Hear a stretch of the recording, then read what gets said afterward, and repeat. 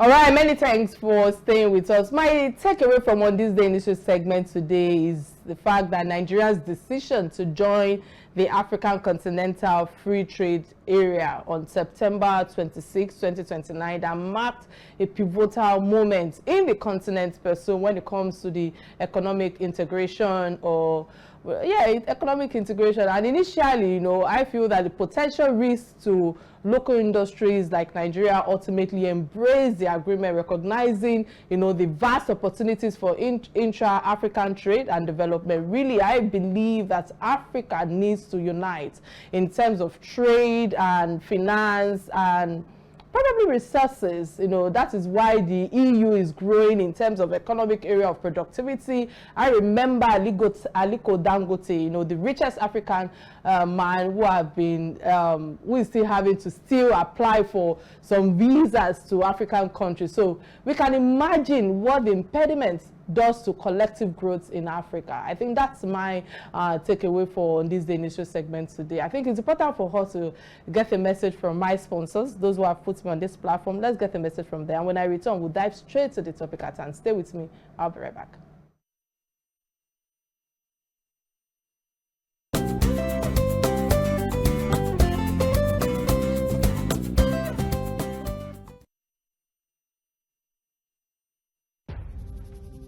Progress. Ọganiru bụ echiche ndị be anyị. And that is why, when we travel beyond the land of our birth, we are not afraid to start afresh in search of our glory. Our thirst to succeed fires our passion, to build empires made from hard work and determination. From the east to overseas, the drums of triumph hail our name. This is the sound of progress. Ebube dike, nwoke n'etiti ụmụ nwoke, ịlọghachila n'ebube. Nwoke dịka ọdụm, nnọọ, bịa were ọnọdụ gị n'etiti ndị okenye. This is the life we chose. Enjoy the new taste of progress. Mwafọ turu golota.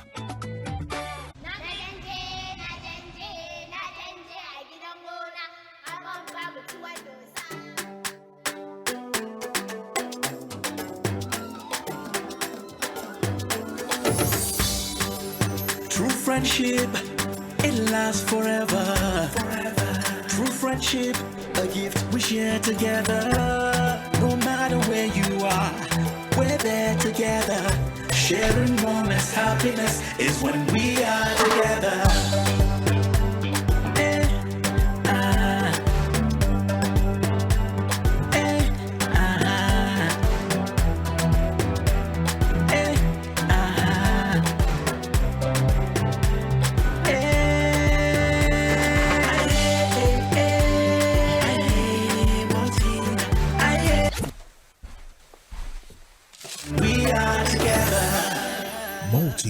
Share happiness.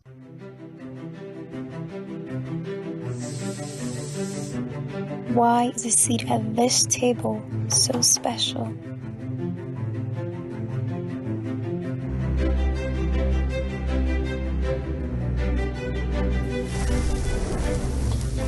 Culinary luxury at its finest. The peak of private dining. A rare fusion of flavors coming together to create one-of-a-kind masterpieces never made before. Be the ultimate host at Echo Hotels. Exclusive new Oak Table.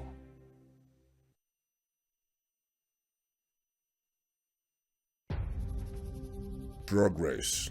Ọganiru bụ echiche ndị be anyị.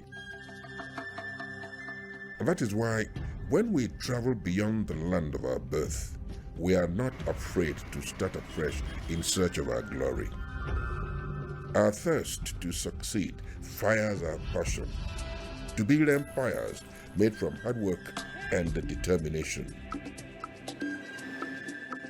From the east to overseas, the drums of triumph hail our name. This is the sound of progress. Ebube dike, nwoke n'etiti ụmụ nwoke, ịlọghachila n'ebube. Nwoke dịka ọdụm, nnọọ, bịa were ọnọdụ gị n'etiti ndị okenye. This is the life we chose. Enjoy the new taste of progress. Nwafọ turu golota.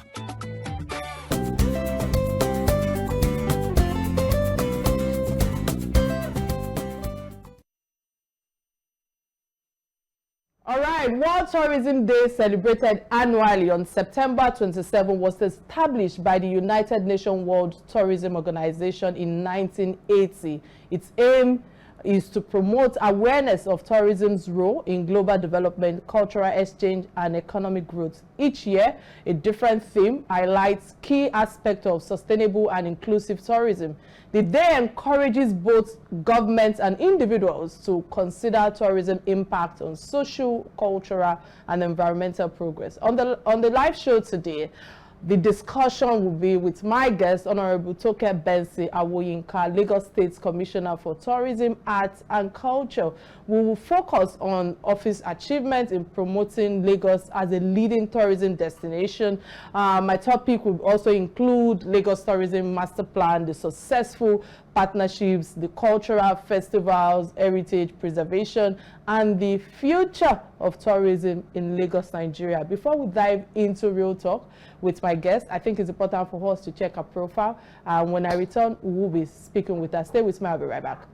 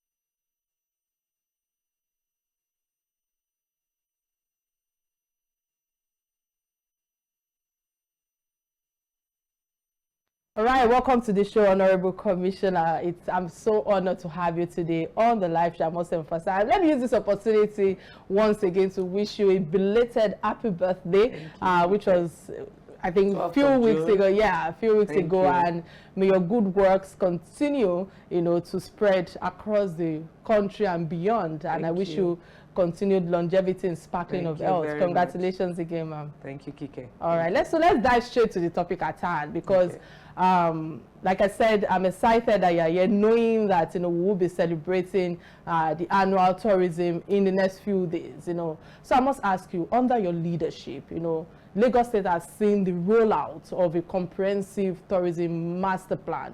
Could you please bring us to speed on the roadmap of transformation into Lagos when it comes to the primary, you know, tourism destination, and of course, the key milestones that you have been able to achieve thus far since you got into office? Thank you very much, Kike, and good afternoon to our viewers. Yes, if you recall, a few months ago when we started this administration, we started off with the we have so many things we're doing. So I was going to say Imota rice mill, because mostly we do all these things together. So it's the Film City in Ekpe. Okay. We rolled out a Film City in Ekpe. What the Film City is supposed to be doing is to have various studios for young artists who want to actually progress in the industry. So the administration partnered with the private sector in bringing together experts, investors who would build a film city for us. So we launched the Lagos Film City September last year. After the Film City, we encouraged so many practitioners in the industry to come together as a group so that we can all build this film city together. What is it supposed to have? It's supposed to be a place where you live, you walk, and you play. So we have real estate there, we have hospitality industry there, we have academies there, we have studios, we have everything that you need to be in the creative sector. So we thought we'd done so many things in the COVID year, between 2019 and 2023. A lot happened in the world, so we needed to roll out grants for people in the industry. So we had rolled out grants, and we then thought it's time for us to start putting in our infrastructural works. We started with the Film City. We're moving from the Film City to the Badagry destination. I don't know if you have some of our clips or if you've been following us. We did a visit to Badagry with the Mr. Governor a few weeks down the line, where we went to go and look at our tourism establishments in Badagry, our slave route, our slave museum, the Vlekete slave market, which is the market where trading of humans was going on in those days, and then the slave walk to the point of no return. We're also making progress in putting all of that infrastructure back. So aside from the infrastructural works, we then talk about the aesthetics of Lagos. What do you see when you come to Lagos? From landing at the airport to getting around with our lag ride. So it's a whole value chain, getting around with our lag ride. Our Blue Line, which is one of the means of transportation that you can take to get to various destinations in Lagos. And then for the actual tourist who is coming into Lagos, who wants to see what Lagos is a huge percentage water and very minimal land. So we have 183 kilometers of shoreline, Atlantic Ocean, beautiful blue, serene water. That we are looking for investors to come and invest. We have some already on the shoreline. But then how do you get to those destinations? Our lag ferry. So you see that most of our work is integrated with some other ministries. Our lag ferry, Laswa, where you take boats from that destination all the way to Badagry. So if you ask me to come to Badagry, I would not think immediately to go by road.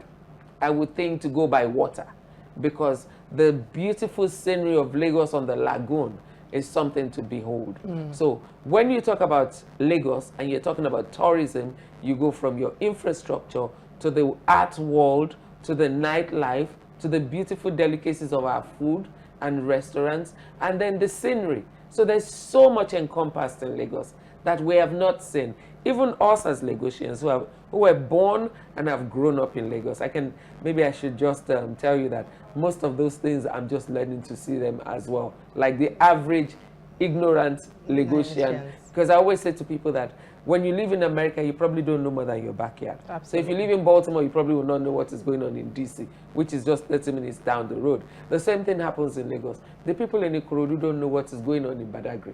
The people in Ekpe don't know what is going on Lagos Island. So, but it's just for us to bring everything together so that we can have a very beautiful tourist experience. And earlier when you're talking about investment and investors, let me touch on the PPP, which is the public-private partnership and infrastructure development, because you have been a strong advocate for public-private partnerships. Yes. And in tourism sectors, currently, your ministry is in partnership with Sterling Bank. Yes. And I would like you to tell us a little bit about the successful collaboration thus far, not only with Sterling Bank, with others, because you yourself just said right now that, your ministry is interwoven with other, ministries as well. So I would like you to bring us to speed again in terms of the infrastructures that has been created, especially when it comes to opportunities for both local and international investors. So, tourism is more intangibles.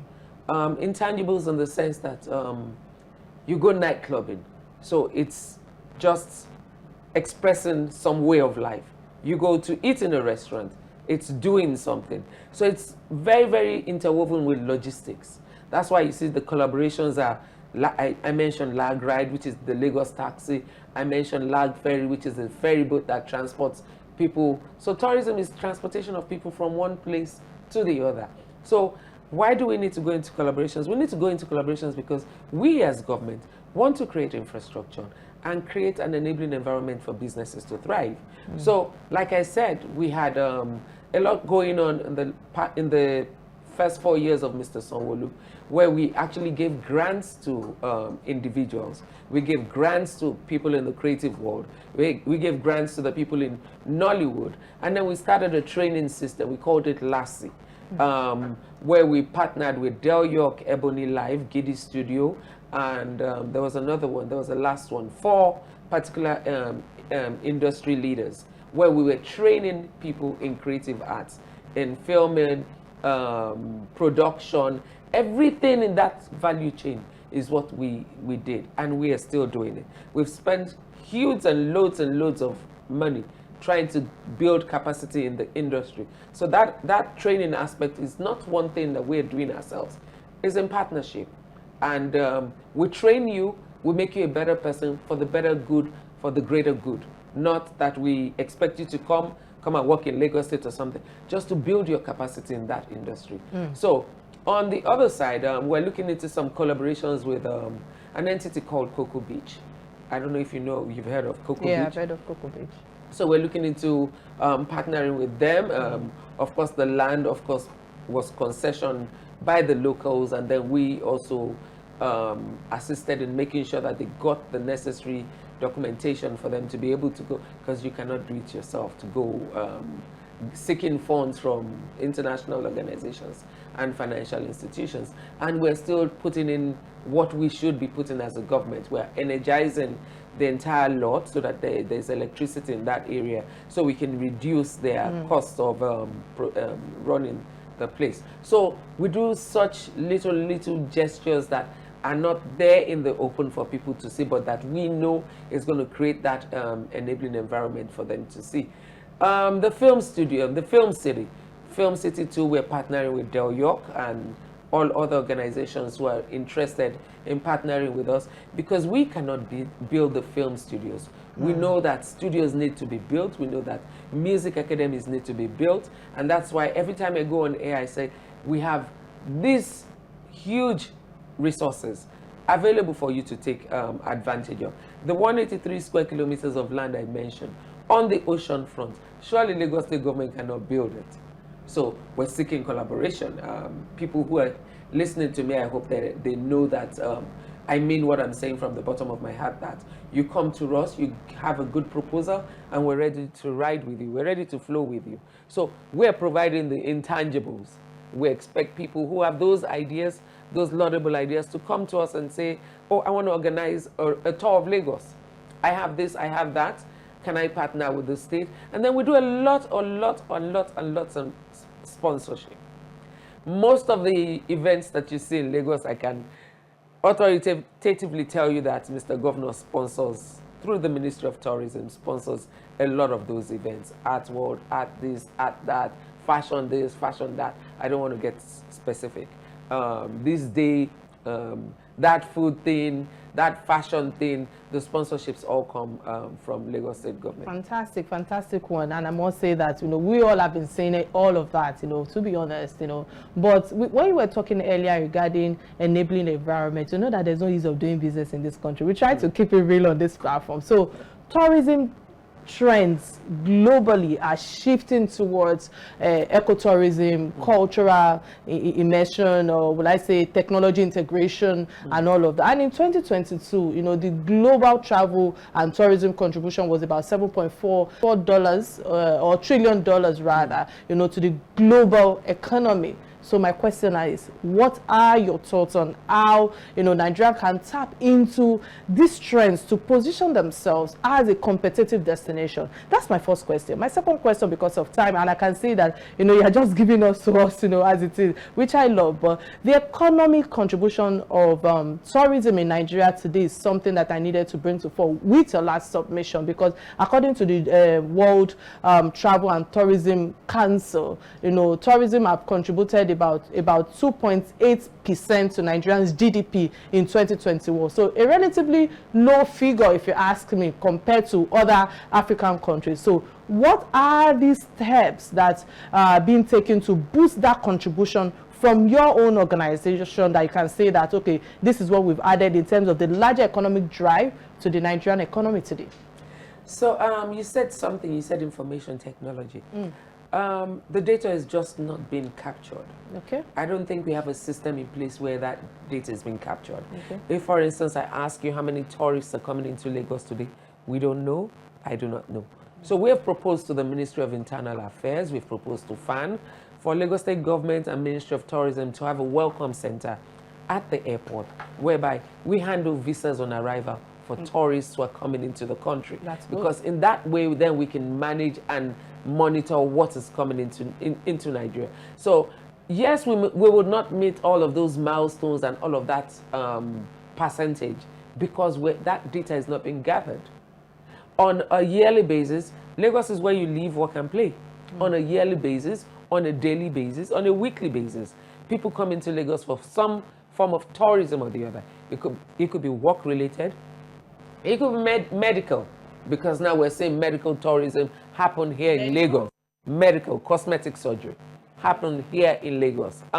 It could be, a few weeks ago, I was approached by the Ukrainian Chamber of Commerce or something, and they said to me, we have a lot of students who were displaced when the Ukraine war started, and we're thinking of having a collaboration with you where our professors can actually come into Nigeria to teach and to build capacity here. And I said, well, that's a very, very welcoming thing for us, because we're actually opening a medical school in Lagos, a Lagos State School of Medicine, and that would be very, very interesting for us to go into such collaboration. So if that is happening, that is not being captured. So we don't have that infrastructure yet that is capturing all that data. Mostly tourism affects the local community, and it's the growth in the local community that you see. So when a place is desolate and you build it into a tourism destination, the first signs of progress or prosperity is within the locals. But nothing is being done right now to measure that. So like I said, we want to start that right from the airport. We're going to launch a program, hopefully before the end of this year, where we capture that right from the airport. We help the Nigerian state, that's Ministry of Interior or the Immigration Service, if they allow or permit us, allow people run through their visas on arrival through Lagos State Ministry of Tourism, through Lagos State government. Then we have that full data. Before the end of the year, now you're going to see an influx of Nigerians. Now our children who live abroad come home with their friends because they've seen what goes on here towards the last part of the year. Nobody's capturing that data. So we cannot say this is not coming into Nigeria, that is not. It's actually coming in, but the data is not being captured yet.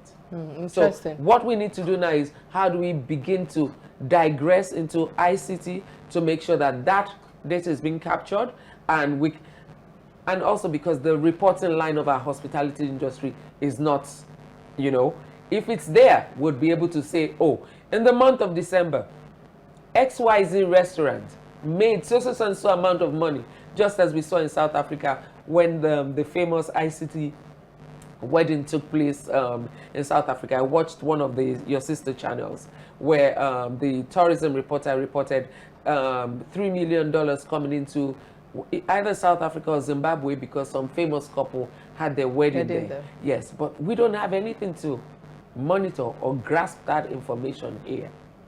So yes. we have to work on that. We have to work so let on me put that aside. Many thanks again. 2 weeks ago, I had the privilege of interviewing the Honorable Minister for Art and Culture, Creative Economy, that's Barrister Nato Musawa, and she was filled with the works or the ongoing works, within the country and even outside the country as well. Yeah, she's a friend of the house. She comes here regularly, but how has the synergy been, in terms of state level to federal government, in terms of the synergy works regarding tourism, and also when it comes to the cultural tourism and Nigeria diversity, so I must ask, Nigeria has over 250 ethnic groups and over 500 languages, offering this immense potential for cultural tourism. Yet, cultural tourism contributes only a small portion, ma'am, when it comes to the revenue in tourism.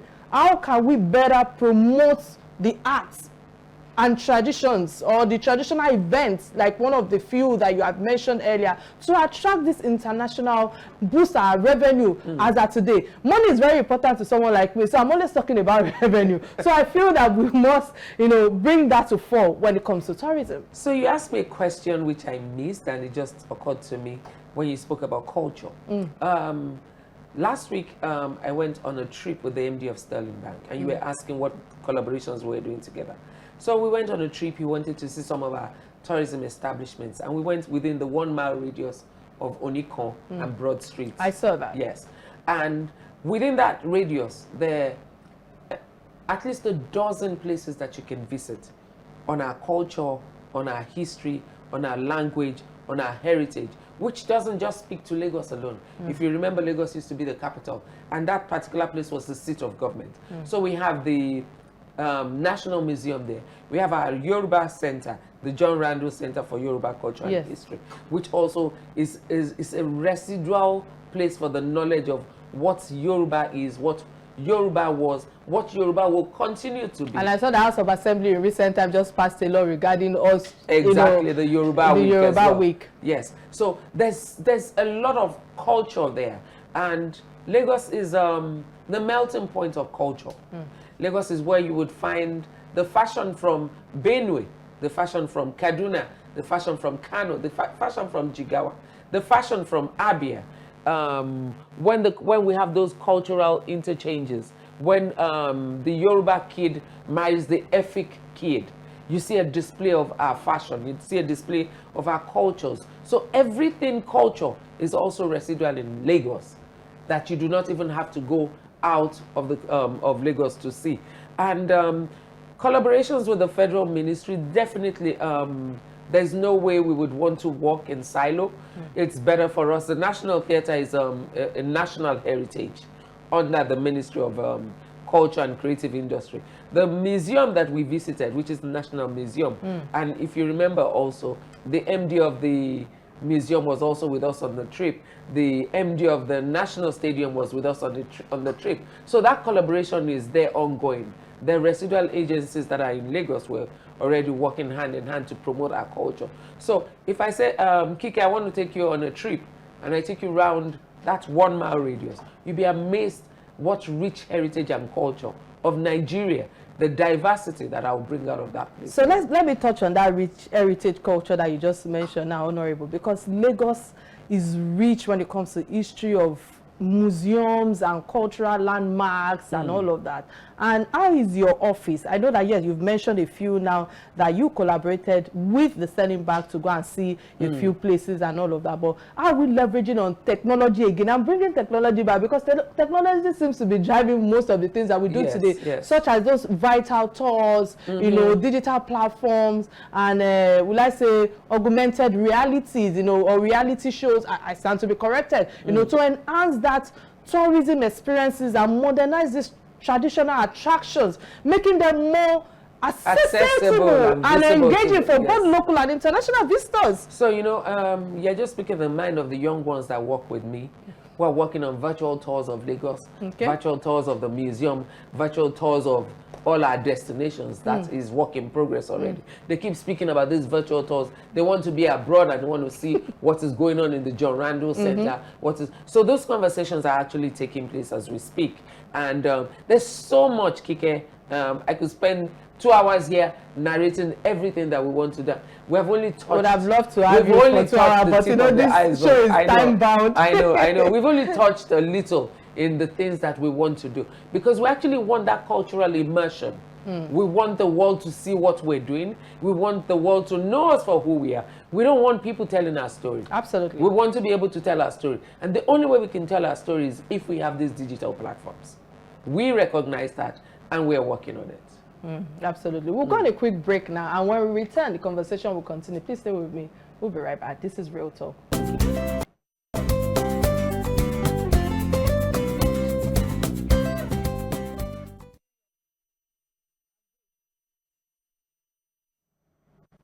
All right, glad to know you're still right there with us. In case you just joined the show, we've been having a exciting discussion with our discussion in celebration of World Tourism Day with our esteemed guest, Honorable Toke Benson Awoyinka, the Lagos State Commissioner for Tourism, Arts and Culture. And we've been exploring Lagos tourism landscape, you know, our office incredible achievements, all she has done thus far in terms of impacting, impacting of global trends on Nigerian's tourism industry. And I want to say many thanks for staying with us thus far, you know, and we're diving deeper into how technology, cultural festivals, you know, sustainable tourism are shaping Lagos as a destination. Of course, we've touched a little bit on technology, but we will dive deeper into it. But I must say many thanks, Honorable Commissioner, for all that you've been doing thus far. And of course, for representing women well in that public office. I must tell you that I'm truly, I'm one of your fans. Let me put that out there, guys. All right, okay, let me use this opportunity to also open the phone lines. Remember that you can be part of the conversation by calling the studio number 0811-8888-113. And of course, it will be showing on your screen right now. And of course, we are streaming live on Facebook, both on Silverbird platform and on Real Talk with Kike platform on Facebook. With all that you've shared thus far, the cultural festivals and the heritage, you know, preservation, I think is key for us to continue that conversation, because Lagos is home to several iconic cultural festivals, let's say cultural historical landmarks. So how has your office, you know, been able to support or how has your office been supported now? Because I know you've been supporting quite a number of this. How has your office been supported and promotion when it comes to the likes of this your festival? I'm a Lagosian from Isalekolo, people get confused, but it's the truth.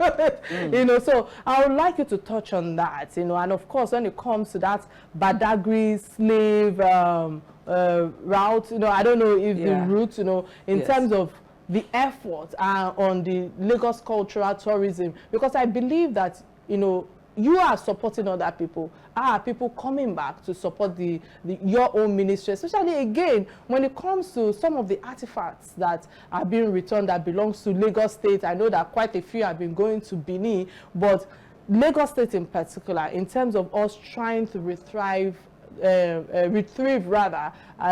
artifact, what progress are we making in regards to this? Yeah, so I'll start with the festivals. Our Ayo festival. If you're from Lagos, like you said, maybe for the viewers who don't know the reasons why we hold the Ayo festival. The Ayo festival is actually held to celebrate sons and daughters of Lagos, prominent sons and daughters of Lagos who have passed away.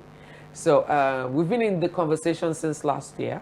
We're hoping to hold one. We're hoping to hold one by the November this year. I'm not sure that's going to be possible anymore. So we're hopeful that first quarter next year, we're going to hold an Ayo festival. The beauty of the Ayo festival, only the Lagosian knows what it looks like when you see all those white masquerades with different color caps on the streets of Lagos. It's a day of fun. It's a day of joy for us. It's a day, it's unlike what it has been projected to be in the gangs of Lagos. You speak frankly, I will speak frankly too.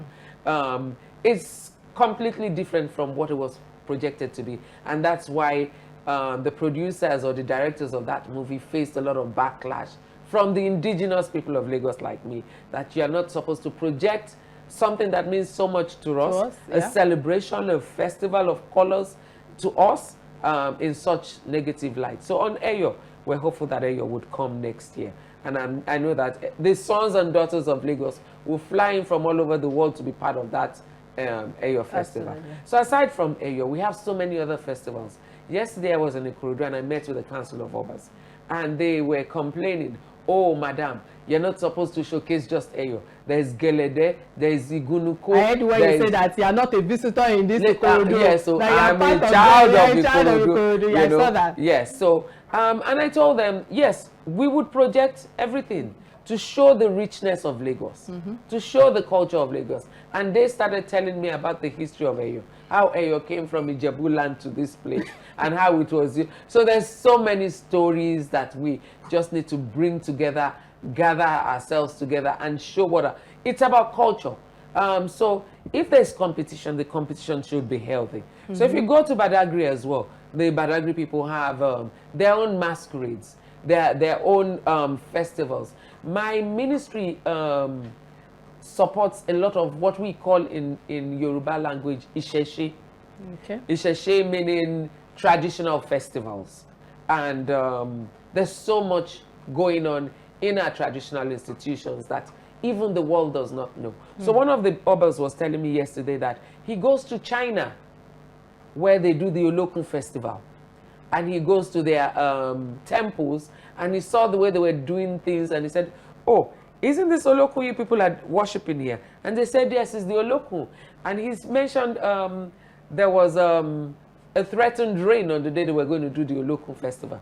And he said, well, in Africa, when there's a threat for rain and we're scared that it's going to spoil what we're going to do in that day, they start to do some sacrifices. And he said to them, put this together, put this together.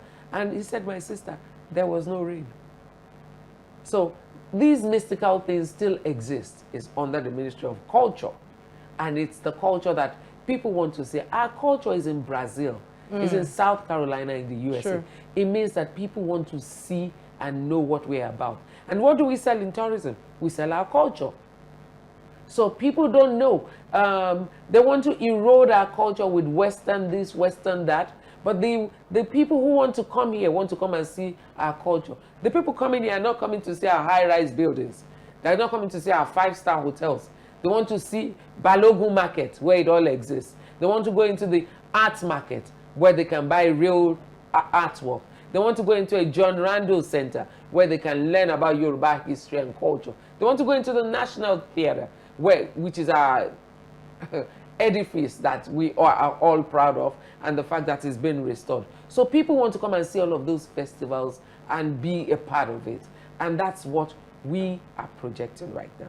We're documenting our heritage sites. That's the reason for the visit in Ikorodu yesterday. We're documenting heritage sites so that when visitors come, we can tell you, if you're going to Ikorodu, these are the landmarks you're going to visit. These are the monuments that you need to see. The palace I was in yesterday, I asked them when this was built. They said, oh, 1814 something. They don't even have a name to it. Clear. We saw something, Ile, I can't remember what it was, and it had the date on it. It was even written in the format that it was done in those days. And the last of it was 13. And I was asking, what's that 13? They said, it's probably 1300. There's no documentation of a lot of these things. So now we're going back in there. As we have done in Ikorodu, we're going to go to Ekpe. We're going to go to Badagry slave route. There's a lot that has been captured in Badagry. But that story needs to be told. And you said something, the use of ICT. How do we begin to tell that story virtually? That you probably don't even have to come in here before you do it. And these young kids are doing a lot online. And they're getting rich online. And what is wrong with us? Like you spoke of revenue. What's wrong with us in showcasing all of these things and virtual tours? Virtual tour of the Badagry Heritage Site. Virtual tour of that. And you can see this was when the American delegation came to visit the John Randall. They felt at home. They were alive in spirit. So we have so much to offer our people. And there's so much for us to show and say to the world about who we are and what we do. All right, many thanks, and well done with all that you've been doing thus far. Talking about everything that you've been doing and what we have to show, I cannot help but touch on security, because security concerns tourism when it comes to how we want to remain significant in that space in terms of the international tourists and all of that. So, for example, according to the Global Peace Index in 2023, that says that Nigeria ranked about 148, yes, 148 out of 163 countries, largely due to tourism and internal conflict. What strategies are being implemented right now to make Nigeria a safer destination for tourists, and also how can this improve our tourism competitiveness? I like when you mentioned earlier that, you know, healthy competition is good, so I like that. But comparing with other African countries, you know, Nigerian tourism sector,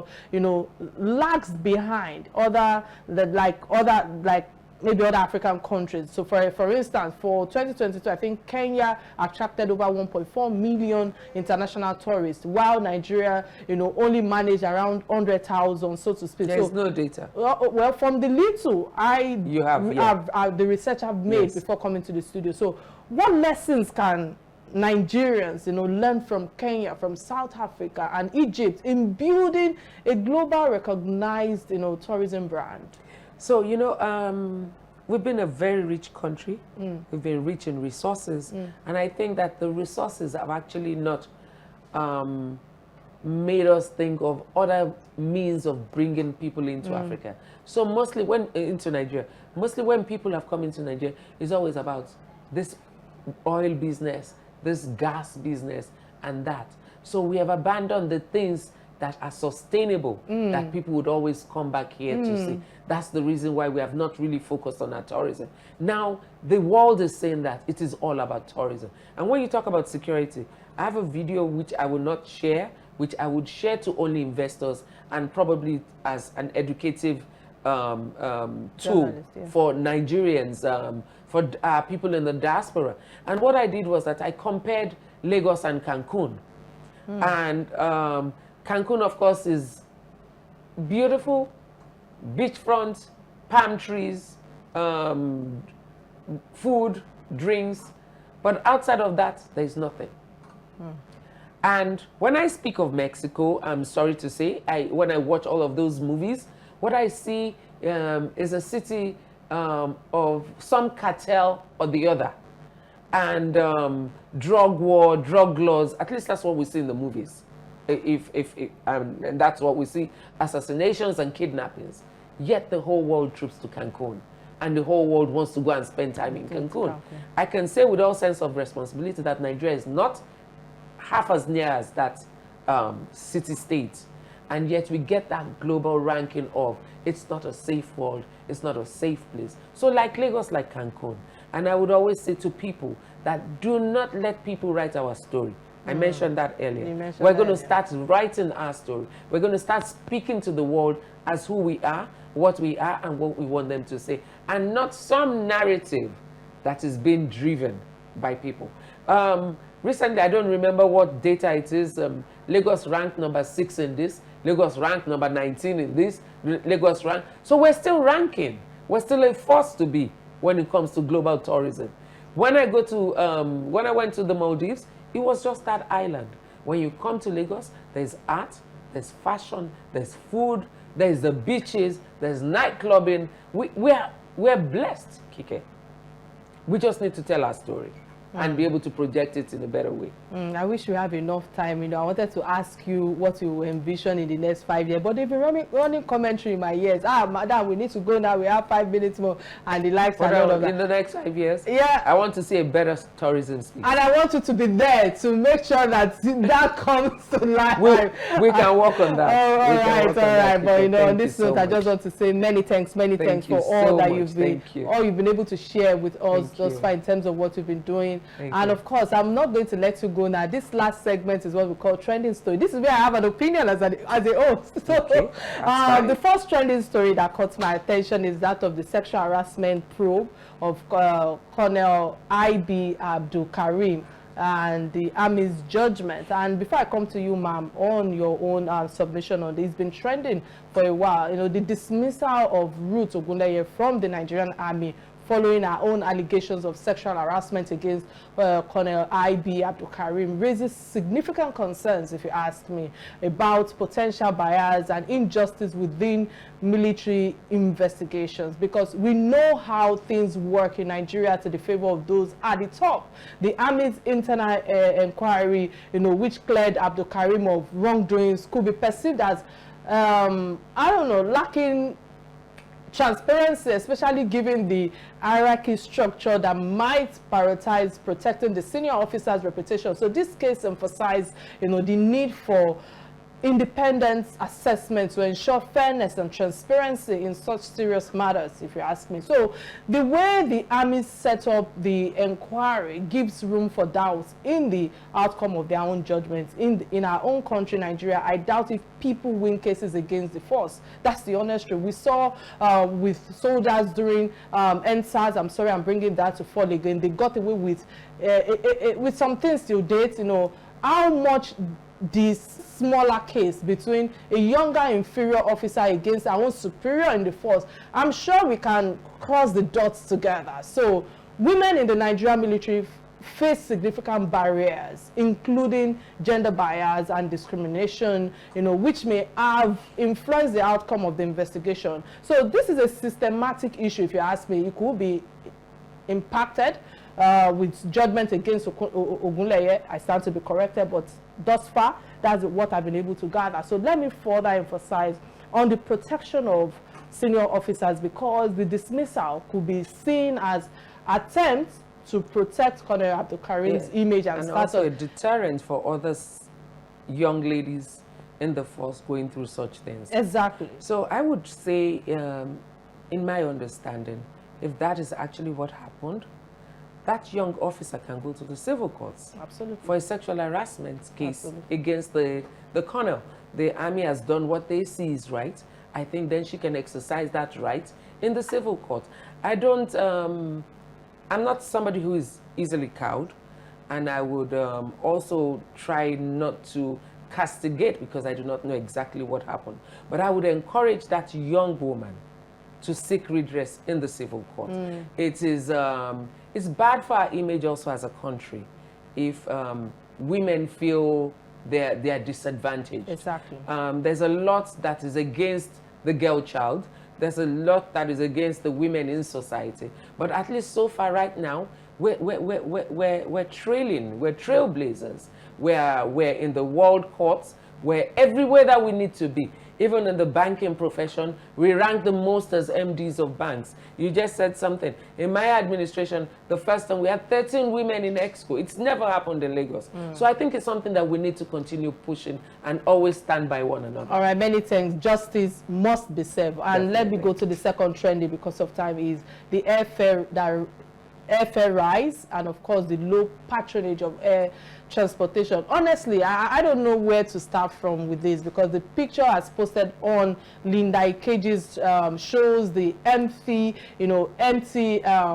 seats at the airport because of air travels that that have skyrocketed, which is as a result of our present economy and exchange rates. Many of us may see the empty seats at the airport, but I see more. I can see pictures from the poor, and the margin between the middle class and the elite class is getting wider. So I see people now not being able to afford tourism from one state to the other based on what my honorable commissioner have shared thus far. I see that some certain class of the society may not even be subjected to insecurity, if you ask me, and possible kidnap via road transport, as they can afford to fly anymore. So now there's more to this, if you ask me, because this is not just because we are looking at the air travel industry. When we look at other needs of a man, like food, clothing, shelter, we will see more of what I'm talking about. So some remember, or some homes can't what's the word? They can't remember the last time they ate fish or meat or eggs, many just eat whatever comes their way, and only if they are lucky if it even comes their way in the first place. So because their means of livelihood can make them not even want to afford all those things anymore. So many are working and they are being owed salaries. Unfortunately, I cannot go further because we've run out of time. Unfortunately, I just want to say many thanks, Ma, for all that you've shared thus far. We wish you the very best as you continue to forge ahead in your career and of course navigate all the challenges that comes your way. We are rooting for you. We know you are doing your best and you are fit for the job. That's the honest truth. So we wish you the very best. Till I come your way next week, remember to be kind to one another and catch me live at Inspiration FM today at 5 p.m. Bye now.